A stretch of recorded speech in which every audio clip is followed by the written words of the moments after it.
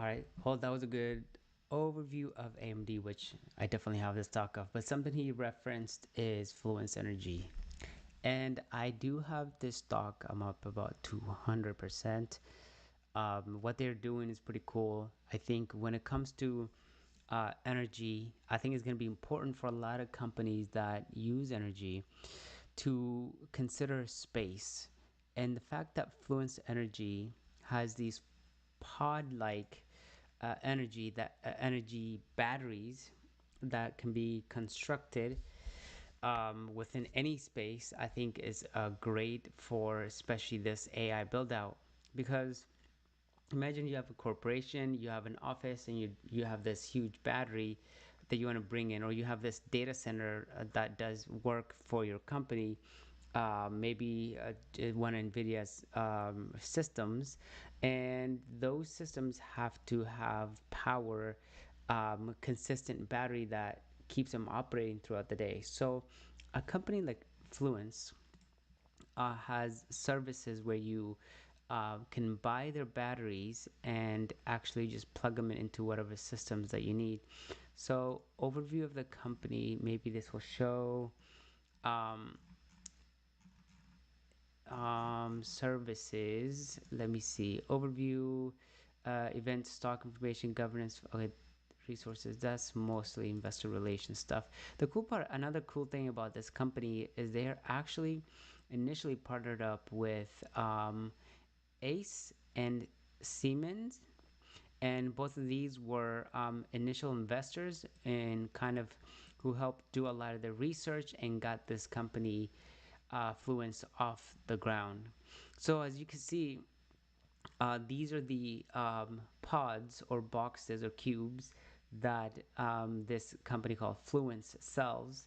And as you can see, they're just stacks of boxes that have these batteries in them that, and sometimes they are powered up using solar and other times other energy systems.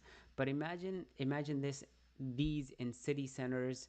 Maybe you have they have data centers in within a city or close to a city, but they don't have that much property. Well, that's fine.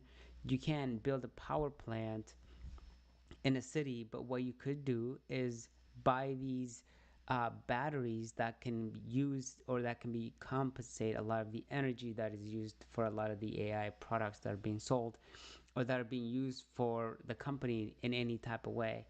Um, Obviously, as we're seeing that AI is becoming just like bread and butter, really useful tool that companies are using, startups are using um, to provide services. And if AI wasn't providing services that are actually tangible, revenue generating, or an efficiency system, then the companies are not going to be adopting and finding ways. I mean, you just saw PayPal's using them, AMD's partnering up with them, Microsoft, Apple, Meta.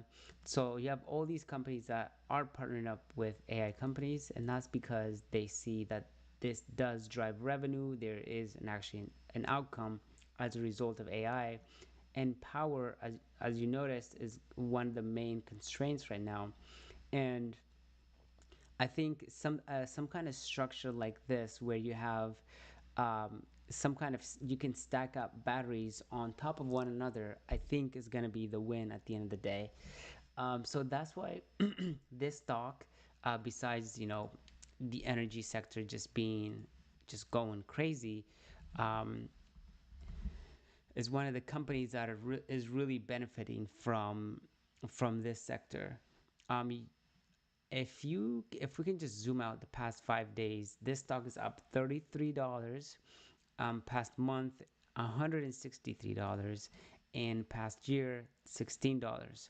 So from just 1 year, this company hasn't really, I mean, year to date, this company really hasn't seen these all-time new highs, and which, when you look at other energy plays, you've seen these companies 2, 3, 4, 5x in a year. And I think it hasn't moved too much yet, but it still is up significantly a lot. Year to Just from a 1 year performance, the stock overall is still down about 15%. I think, to me, this company has, I think, way more to gain still. I mean, we haven't even is this company is back here where 22, 2023, and most of 2024 prices that $18 a share to $20 a share. And so because the demand for energy is so much greater, the stock shouldn't be trading at the company's last 2 3 year performance. It should be way more. It should be 40s, 50s, or 60s dollar a share. If we zoom out, I think this is the max I can zoom out. At the max, going back up to 2022, I mean, at the highest the stock was $31. I'm not saying we'll hit that, but I don't see why we wouldn't hit that, especially with the current demand we have in the AI sector and the demand specifically for energy.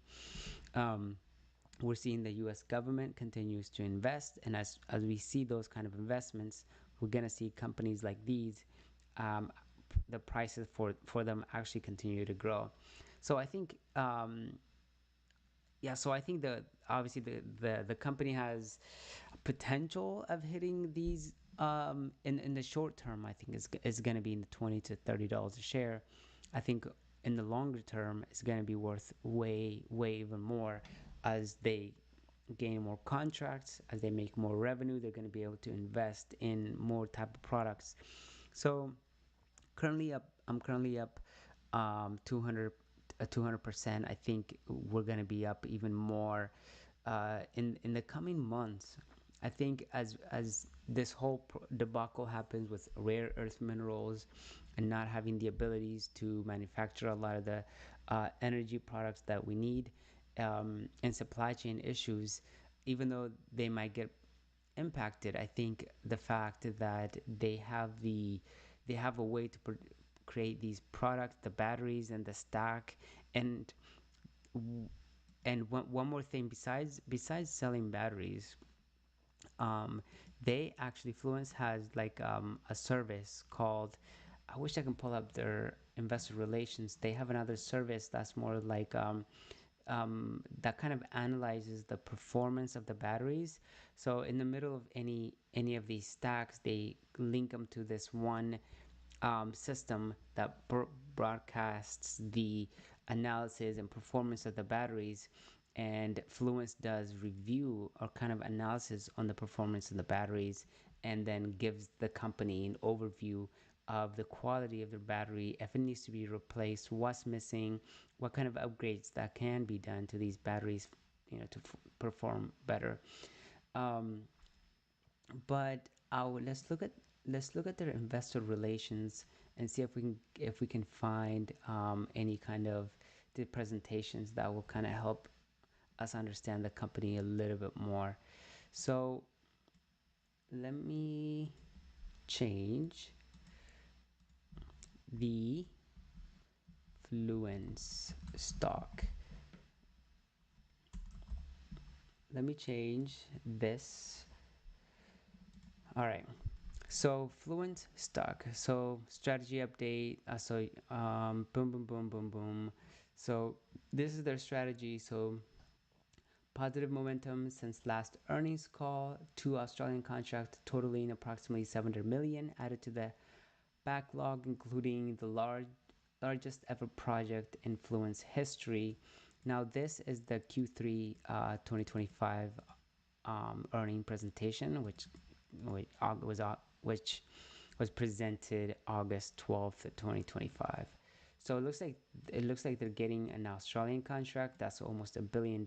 They got the largest project ever, first U.S. domestic contract, compliant storage system delivered, U.S. domestic product ramping up, and all paused U.S. contract reactivated after tariffs, regulatory clearance.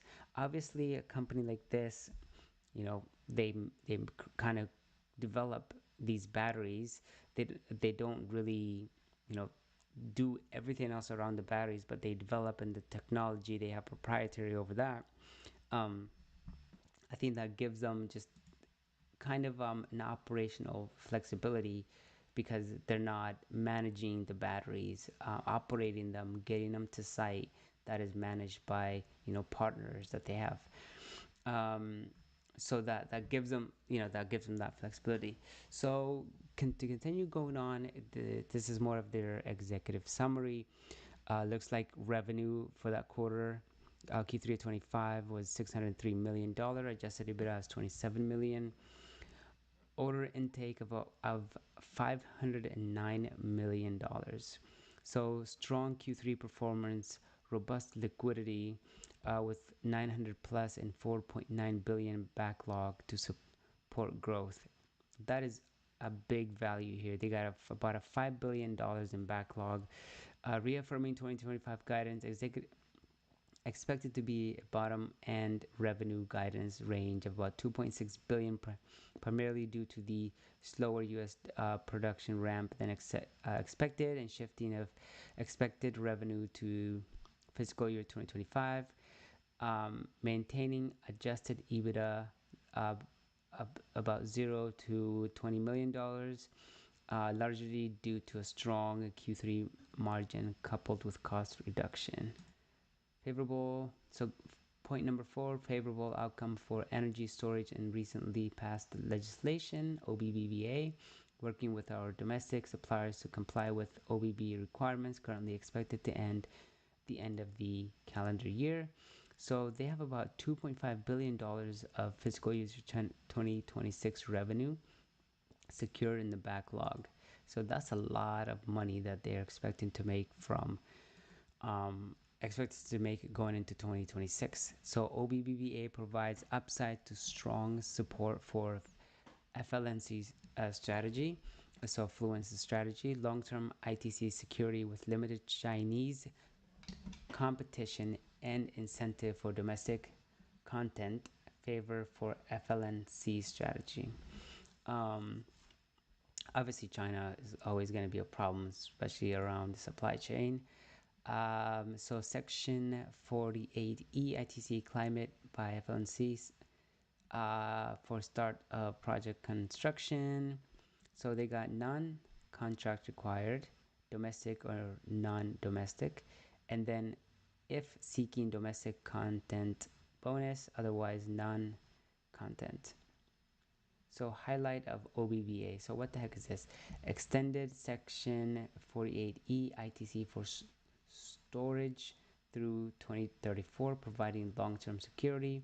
Limits China's competition in the U.S. through the FEOC restriction to qualify for base ITC 30% incentivizing additional 10% ITC for minimum domestic content threshold are met. So it looks like this is kind of some kind of guidance that makes it so the company is producing in the United States, kind of increasing the long-term outlook for the demand for these energy storage systems, and not make sure that we move away from anything around China, the need for China.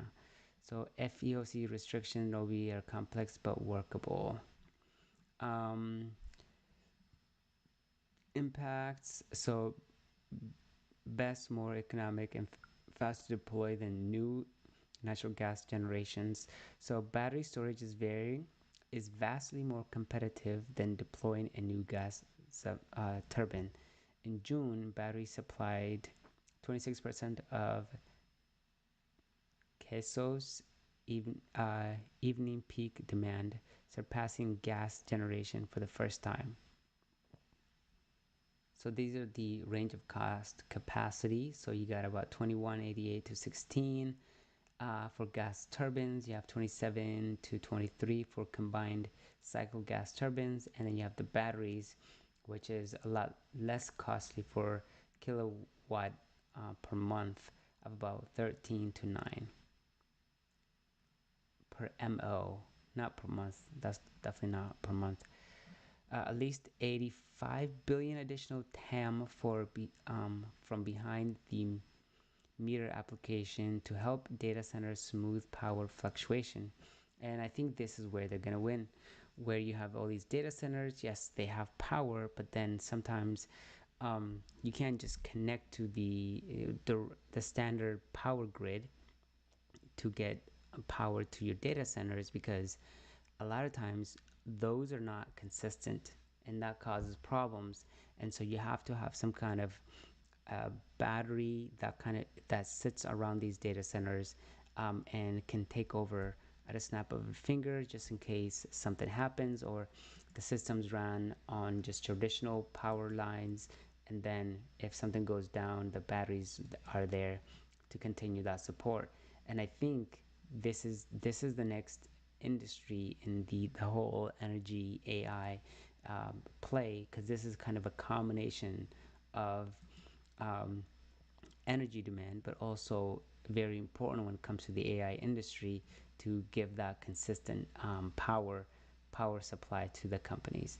So this is, as you can see, data center load without BESS. So as you can see, it's kind of like all over the place. So, but then when you have the like the battery storage systems, it kind of smooths out these um, chaotic movements that could happen like throughout the day. You have the 8 a.m., 10 p.m. time frames, 8 to 10 hour time frames, where you see these like chaotic movements as people go home. They or people, yeah, when people go home from work, they have the power at home, the lights are on. Especially the weekend, there's a lot more power being used, and you don't want AI to suffer because of that. So they're saying here their gap gross profit margin reflects strong projection expectation. The gap has been going up. I mean, as you can see, Q3 24, Q4 24, kind of flat past for about 1 year, quarter over quarter. Um, and hopefully going into the next quarter, we see these gap gross margins kind of grow. Robust backlog and pipeline. So they're saying that the backlog added since June 30th, about $1 billion, totaling as of June 2025 of about almost $5 billion in backlog. Most of it coming from the Americas, some from EMEA, and 25% is coming from APAC region. Billion utility, that's FLNC, 23.5 billion utility scale pipeline. Today's financial updates. So looks like revenue. This is obviously, I guess, annualized, and from quarter 3 of 2024 to quarter 3 of 2025. So it looks like they went from about $483 million to $600 million. Adjusted gross profit going from 85 to 93. The adjusted gross profit margin, it looks like it kind of slowed down a little bit year over year compared to the previous year. Operating expense, interestingly, operating expense excluding stock compensation means they're probably paying end users, so non-GAAP figures, they're paying their employees using stock and shares, so which is not, which is kind of normal for a company that is kind of growing. This stock has seen what a in the past month 160% gain, which is just insane. If we're looking from April, that's about $3.70. If you bought it during the April crash, it would have been at $3.70, and now it's $18. Wow, that's just insane. I think it's still got more ways to go, but let's finish this up. So third quarter financial performance, um, it looks like they did a quick summary. So let me just read this. Q3 revenue was about 100 million below the plan due to slow ramp at the new U.S. module and enclosure facilities. with production about 15% under expectations. Both met July milestones and are on track to reach targeted capacity by the year end. Q3 25, they delivered about 15.4% adjusted gross profit margin, driven by strong execution and higher contribution from Europe and Asia markets. I think, yeah, I mean, you're going to see that, but I think there's going to be a lot more power demand in the United States just because the AI growth, it really is happening mostly in the US. And this is not a company that's going to sell anything to China because of some of the regulations around that. So over $1 billion, they said over $1 billion liquidity positions us well to execute on our strategy. So they say that ending cash about 460 available under credit facilities about 443 million, and then total liquidity as of June 30th 2025 about $1 billion.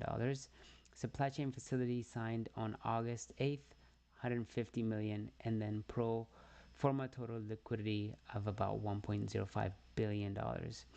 That's about how much they've added.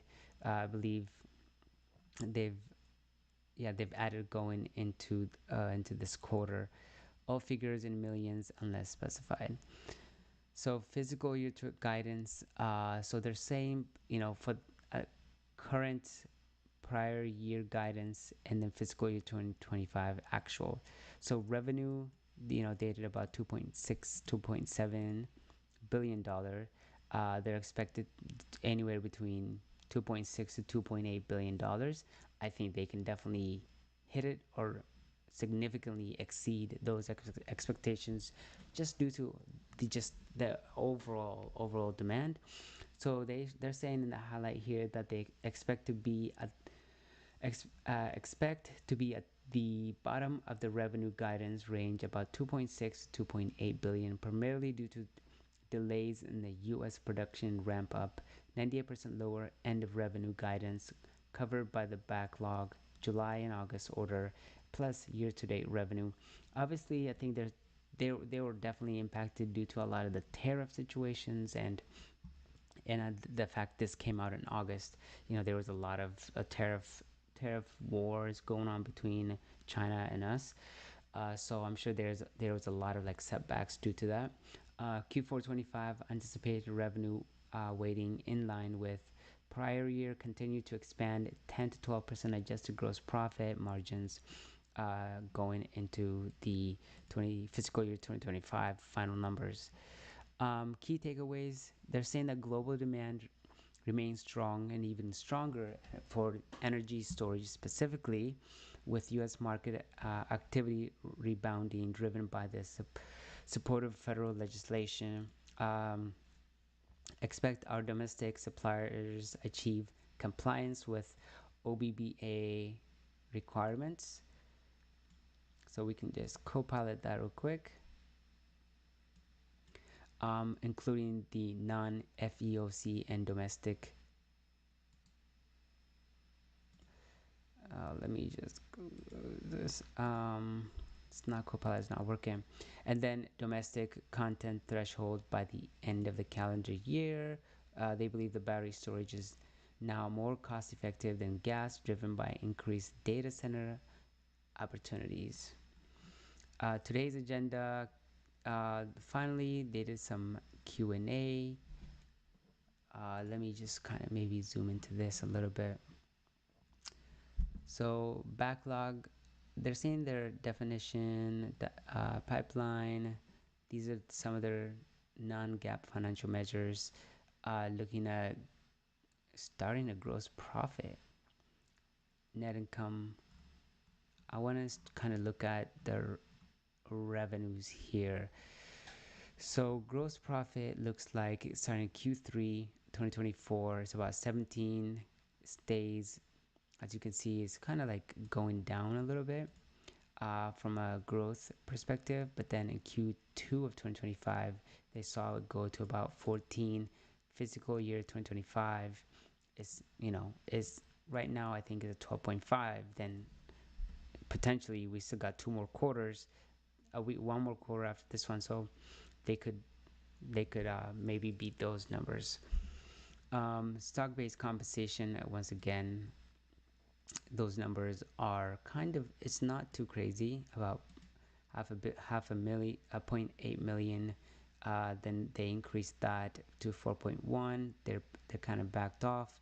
So far, they've issued about 2.2 million stock-based compensations, which is fine. I mean, I think it's always really awesome when you see a company that says, some people see this as a bad thing, but I see it as a good thing, where imagine you work at a company, the company is an amazing company, they're doing well, and they say, listen, our stock is doing well, let us just pay you in stock and you can reap the benefit of that, rather than just paying 100% in cash for their employees.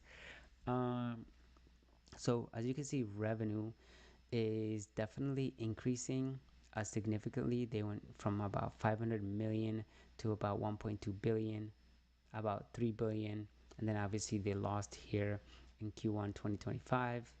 Um, and then there, once again, revenue is starting to ramp up again. Overall, we're seeing an average of revenue growth of 12%. I think we may see this grow even faster, from 15 to maybe like 18, if not more, to 20% growth, especially for a company that is still decently small. It's not that large. It's about a little bit over three, almost $4 billion market cap here. So they are still not too large. Um, from a financial analysis, usually I like to look at this because look at it from here, because it actually gives you like better perspective. You have stock analysis. So as you can see, the revenue numbers, going from older financial statements to the most recent, these numbers are growing. The revenue is going from um, 21% to 80 to 21. So the revenue is growing significantly in the double digits, almost hitting 100% revenue growth. Um, so far, trailing 12 months, they're at about 14%. They still got a whole quarter to go for. Cost of revenues always follows as the business ramps up.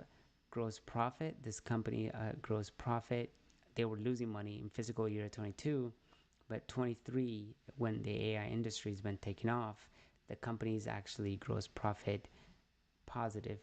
Selling administration expenses, that doesn't change. If anything, as you can see, is continuing to grow. Research development, this number will probably continue to increase here. It's not going to stay in this $66 million. Operating expenses, we've seen this grow significantly in the we're going from 89 billion dollars, $1 million, to 221 million dollars for just operating expenses, um, which is kind of insane to see. That's a lot. That's a lot of expense. From operating income, they're losing less and less money. So you see this company that's losing $158 million, 200, almost $300 million, and these losses are dropping significantly. As you can see, just between here, this is a massive double growth, but then it's dropped significantly. They lost even less money from the previous year and the year even before that in 2021, and then last year 2024 they actually made operating income, and it looks like right now they're at 26 trailing 12 months, they're at 26 million loss, but I think they're gonna make that back. This is gonna be positive by the end of the year, just because of the explosive amount of money they're gonna make from AI, and just the government's bills they've passed to make manufacturing here in the U.S. and and so yeah, I think we're gonna see these numbers kind of become more and more um, like positive. So let's just go straight into net income and see if this company is hitting net income numbers.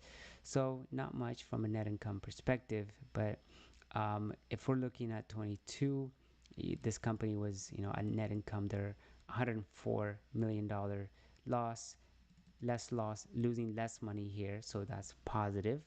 And then once again in 2024, they actually hit positive net income. For a company that's, only almost $4 billion is hitting net income, it's pretty impressive. Trailing 12 months, they're about 18.4 million loss in net income. But I think once again, this number will continue to grow as the revenue is growing significantly in the double digit numbers. I think we could see probably right back up to the 60s. Maybe by 2025 we're going to see a 60% revenue growth from the previous year. Net income and balance sheet, like it'd be good to see how much they rely on debt versus their cash and short-term assets. So you got the cash short-term investments here, and then you got their so you got, there you go, total current assets, and let's compare that against total current liabilities. So they have their 378 liabilities here, and once again 1-to-1 from a quick ratio perspective, and once again is kept 1-to-1 between current assets, current liabilities. But going into 2023, they have more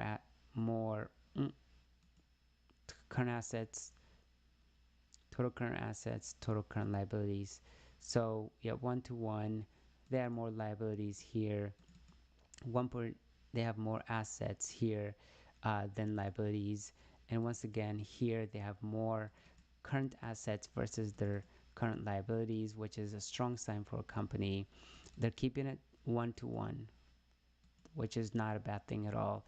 You'd want to see them have more assets overall, but from a quick ratio perspective, it's always good to know that a company can cover any short-term debt because they have the current assets, whether combination of inventory, cash, accounts receivables they haven't received yet, and so that is always a good sign. And then they obviously have prepaid expense, and these are expenses that they've already paid and are going to benefit in the future from. So total assets versus total liabilities, once again they're flat here. They have more liabilities here. Here is 2022 where they kind of break free from more assets, more liabilities versus assets. So they have more assets versus liabilities. So just showing that if the company gets hit with any long-term any liabilities in the long term, they have the inventory, receivables, property, equipment, goodwill, which I like how their goodwill is not too large, because goodwill is always kind of fugazi, more of like, they value their brand and other stuff in the goodwill, or even when they purchase stuff, sometimes that is added in the goodwill. Long-term deferred changes, and then other long-term assets. The other long-term assets is actually a pretty big number, which is kind of weird why it's in the other number, because as you can see, this is $101 million in other long-term assets. So overall, from a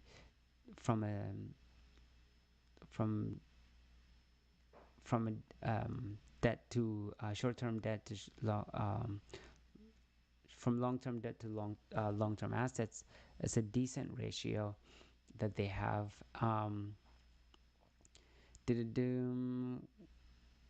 Go into let's look at the forecast. What are analysts out here saying the price could be hit?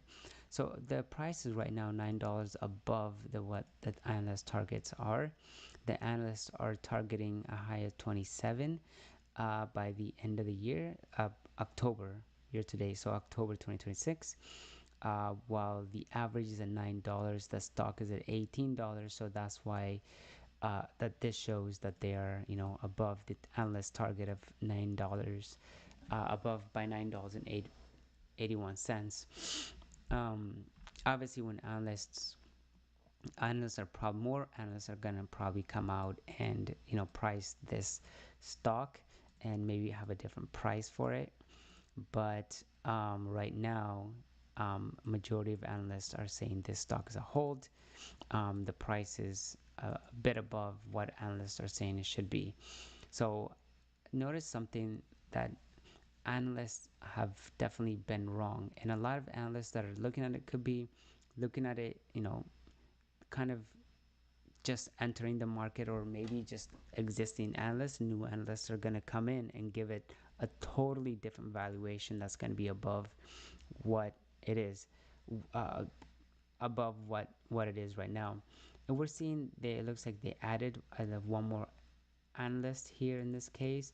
So you had your strong buys going into May of 2025, uh, that were in four, saying the stock is definitely a buy. And then now you have about three analysts that are saying that the stock is a buy from a month over month perspective, strong buy. And then you have the buys just kind of also kind of uh, weighing uh, weighing down, or the number of analysts saying buy is kind of reducing. Hold numbers is definitely increased. 12 about most analysts are saying that this stock is more of a hold, just like the analyst consensus shows here. Sell, strong sell. As you can see, nobody besides just one analyst is actually saying you should get rid of the stock. Um, so I definitely don't think it's a sell at all, because there's so much in the pipeline. There's so much coming along for this company. So from a forecast perspective, they're saying fiscal year 2025, September 30th.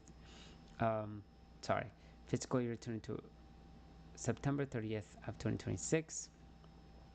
They're saying the company's revenue should be in the $3.2 billion. That's about 20% increase from the previous year. They're saying revenue growth values. Obviously, they show some an EPS loss. They're saying of about 0.03 cents. So the revenue forecast, as you can see, is anywhere from 4 billion, about three and a quarter, to a little bit below 3. Um, like we saw here, the revenue growth numbers, kind of slowing down. 2026 height is 51, the lowest is about 2%. EPS forecast, like we saw up there, they're saying by 26, the highest is about 19 cents, while the average and the average is about 3 cent loss, and the lowest cent they're going to lose about 32 cents per share. So we looked at the analyst forecast, the analyst ratings, which we saw there are total about 19 analysts saying it's a hold. The price target should be $9. Well, they're definitely wrong, because the price is way above that $9 analyst target. Overall market cap, this company is not even that big at all. Enterprise value, just removing debt, the company's literally selling that enterprise value of 3.34, a little bit above that. That's where the market cap is. Fluence Energy has a market cap of net worth of 3. The enterprise value is about $3.34 billion. So the stock price has decreased about 14% the last 52 weeks. The fact that the stock is down by 14% for the last 52 weeks is crazy. I think it should be way triple whatever this number is, just because looking at the demand is a little bit above what the stock should be. Share statistics. So Fluence Energy has about 182 shares outstanding. The number of shares has increased about 5% in 1 year, because obviously they pay their employees using shares. However, this dilutes the shareholders in the market. And I think we've noticed that this number has kind of increased to about 2.2 million for the quarter, but I don't see this as a bad thing. Short sell looks like there's about 35% of flow, so this company is being shorted significantly. So the latest short interest is about 22 million, so about 12% of the outstanding shares have been shorted. A short ratio of 3.36. Income statement, which we kind of looked at, the company is making gross profit. Operating income obviously is in the negatives, but other operating income, I thought this number was a positive. Operating income, oh, that last year was a positive 26. At the current moment is negative 27. Okay. Metrics, I think we've looked at everything else that we need to. So overall, I really like what the company is doing, the product they are shipping. Fluence integrated domestic content supply chain, looks like kind of selling that made in the USA. I like the kind of stuff they do. The fact that they're like these stackable battery technologies that can be placed, in any city center, outside of a city center, that give this consistent energy to AI, or AI specific, like data centers and so on. I think Tesla, for example, does this exact thing, and this is why maybe Tesla IR batteries. So I think Tesla investor relations. Tesla Mega, yeah, the more power than Tesla Megapack. Yeah, the Tesla Megapack is smart because Tesla actually uses their batteries in a similar way, like Fluence, where they connected their they connected their press release, other documents, letter to shareholders, annual reports and webcasts. Let's go look at this one. Maybe this will have. I wanted to show you an image, but I don't think they have that image. Investor presentations. There it is. So maybe they'll show it here, where they actually have their mega pack connected to their Colossus system. So here they are. These are the mega packs.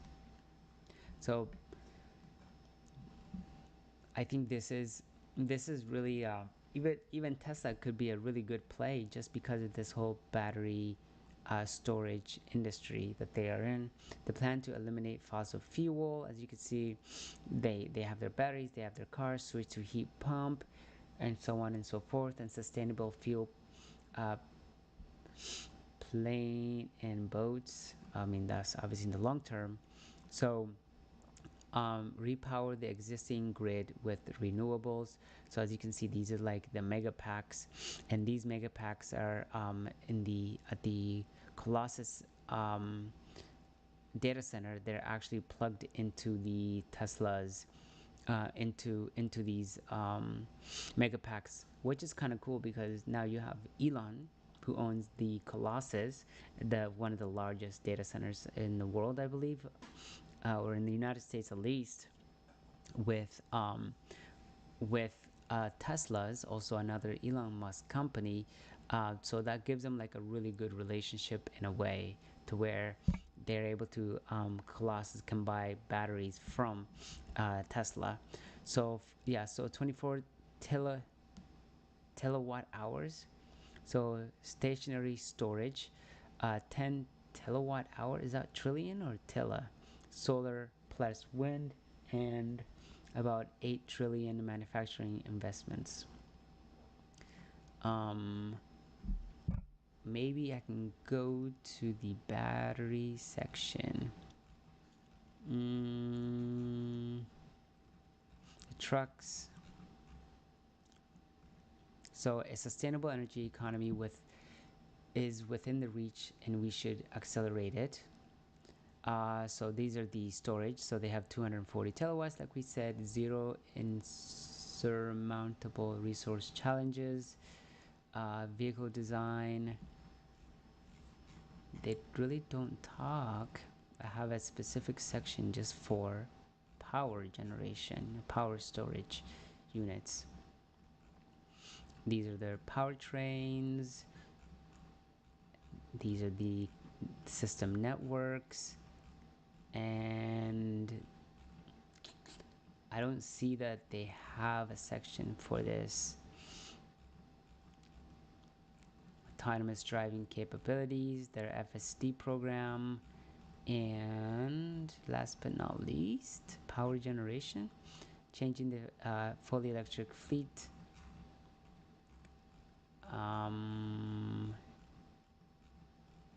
Yeah, Tesla batteries at Colossus AI. So Tesla Inc. So Megapack batteries, Tesla Megapack batteries are integrated into XAS Colossus supercomputer located in Memphis. These batteries serve as a storage energy backup, ensuring the facility can maintain operational during power outages, voltage fluctuations, and periods of peak demand. Integration of Tesla Megapack batteries into Colossus supercomputer highlights the growing trend of leveraging renewable energy solutions to fuel large-scale AI operations.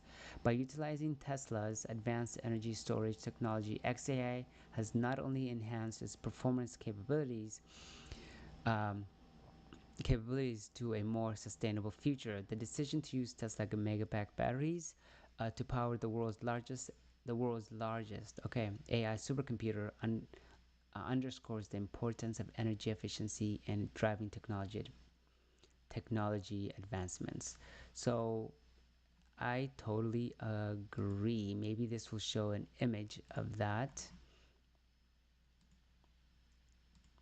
because I think this is just the beginning. I think Tesla could be like a really good even energy play in the long term. They do not show it, but I've seen it. So it would kind of something like this.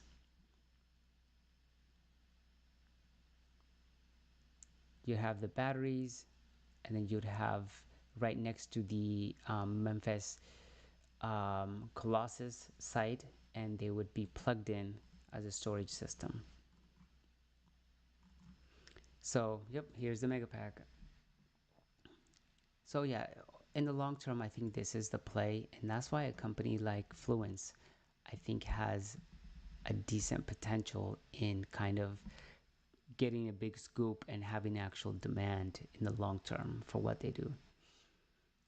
15,000 jobs created, six production facilities. So 1, 2, 3, 4, 5, 6. So they have inverter factory in South Carolina, communication equipment in Georgia, cell manufacturing in Tennessee. Just something I'm thinking about here is like some of these states where we're building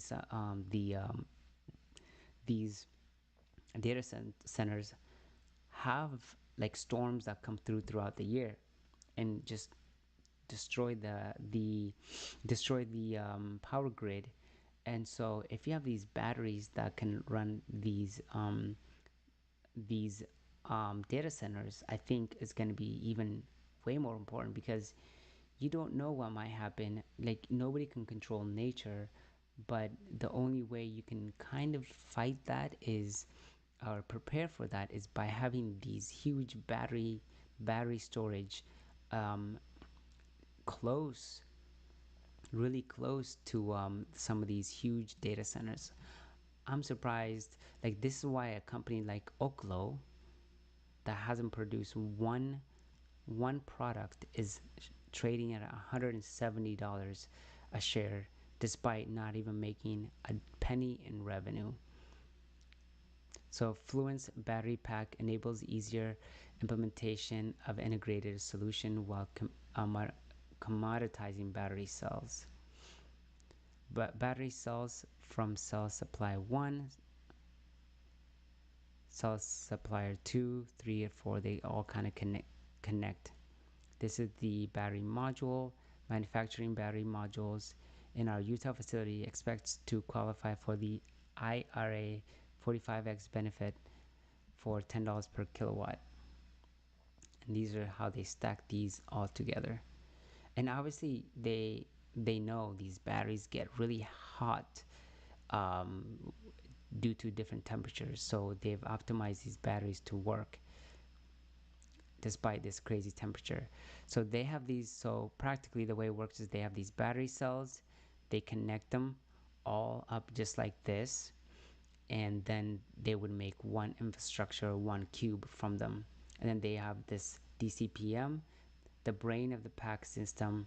The DCPM collects battery data for communication with the Fluence OS, and this is actually their Fluence's recurring revenue strategy, where they can track the performance of companies' batteries used by cloud-based software, Fluence Mosaic and Fluence Nispera, I guess. So all these create a thing called the pack, Grid Stack Pro enclosure, pre-populated enclosure housing 3 times Fluence battery packs. And then obviously this Fluence OS is an operating system where they have the Fluence Mosaic, Fluence OS, and Fluence Nispera. And that's how they make their recurring revenue. So yeah, so that is kind of a quick review of Fluence. If the stock is a buy, I'm not a financial advisor, but I would say so. Just from the perspective of insurance, natural disaster insurance, demand insurance, where you don't know where demand is going to be, so you need something that kind of smooths that capitulation or energy sporadic movements. And also the fact that they highlighted, hey, you know what, it's actually cheaper when battery store when energy's cost per kilowatt hour, um, cost per kilowatt, when it comes to like battery storage systems rather than gas turbines and combined cycle gas turbines. And to make these combined gas system cycles is very expensive.